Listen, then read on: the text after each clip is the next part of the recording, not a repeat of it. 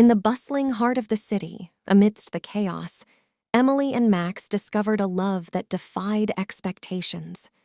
Emily was a brilliant scientist, lost in the world of equations and experiments, while Max was a street musician, filling the streets with his soulful melodies. Their worlds collided one rainy evening when Emily sought shelter from the storm in the subway station where Max was playing his guitar.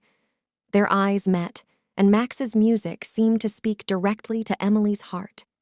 Their love story was an enchanting blend of art and science. Emily marveled at the beauty of Max's music, while Max admired Emily's passion for discovery.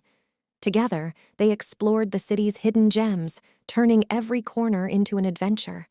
As their love deepened, Emily's scientific mind found beauty in the chaos of the city, and Max's music gained new layers of emotion. Their love story was a reminder that love could be found in the most unexpected places, bridging gaps between different worlds. Emily and Max's love story became legend in the city. In each other's arms, Emily and Max found a unique harmony that made their love story a symphony of the heart.